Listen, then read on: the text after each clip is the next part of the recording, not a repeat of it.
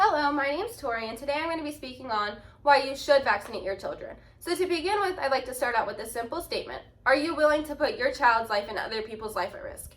According to an article I found titled 5 Important Reasons Why You Should Vaccinate Your Children, immunizations can save your child's life. Because of advances in medical science, you can protect your child from more diseases than ever before.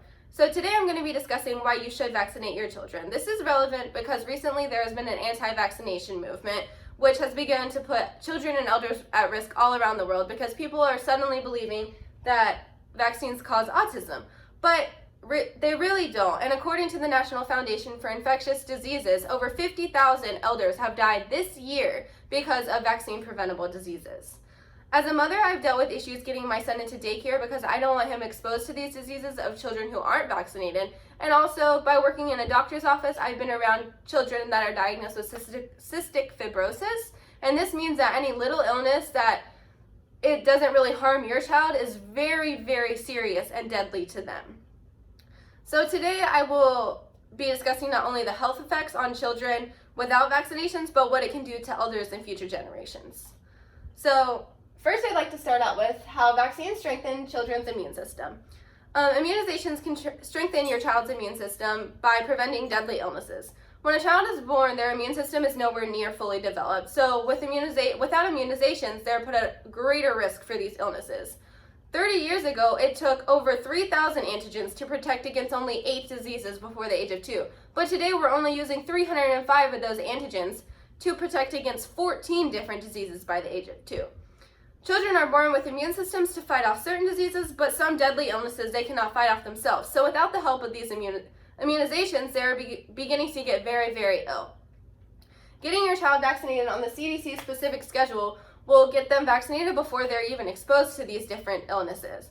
And the small amount of antigens used in vaccinations are what helps the child's bodies recognize the illness before they're even exposed to it, so that whenever they are exposed to it, they can just easily fight it off. Along with the immunity that is built from vaccinations, I would now like to speak about how vaccinations are saving the lives of other people around them. So vaccines protect others too. Not only is it really helpful to children who are very young with children being vaccinated, but it's also very helpful to elders who are being vaccinated.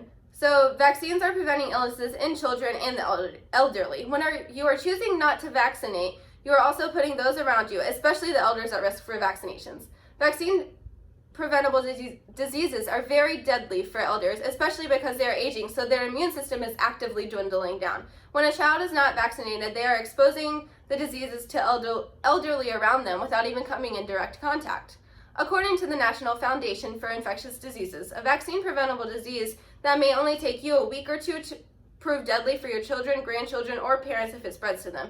In general, vaccine-preventable diseases are more serious for the very young and very old. So whenever you get vaccinated to protect yourself, you're also protecting your family as well.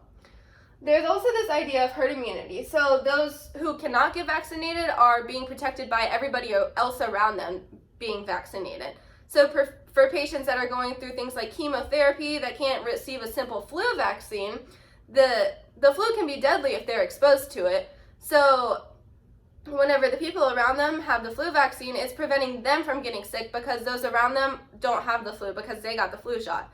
And patients such as cystic fibrosis and HIV patients are also protected by the idea of herd immunity because those people have immunocompromised illnesses, so immune systems, so they're protected from these illnesses. So, while it's important to understand the illnesses caused by vaccine-preventable diseases, it's also important for society to realize that vaccines are, in fact, safe.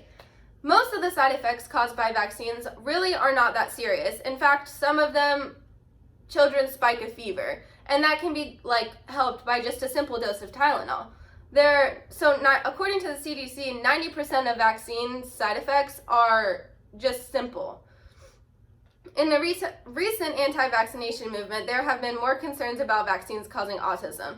More than 20 rigorous scientific studies have shown that there is no link between MMR vaccine and causing autism. According to the CDC, the original study that claimed to find such a link has been discarded and retracted. So there's no proof that it actually does cause autism. And along with that, the ingredient thimerosal, which contains mercury, that led people to believe that this caused autism has also been retracted, because since 2001, thimerosal has been at least reduced, if not removed, from all vaccines. So before studies determined that it wasn't even harmful then. And along with that, every vaccine is rigorously tested before it is even submitted to the public. So every single lot of vaccines is tested, and the FDA won't release it if it's not tested and it doesn't pass the test. So let's review. When vaccinating your child, you're not only protecting the safety of your own family, but you're also protecting the world around you. With that being said, there is no evidence that vaccines cause harm, so why would you even second guess yourself whenever it comes to something that's helping out the world?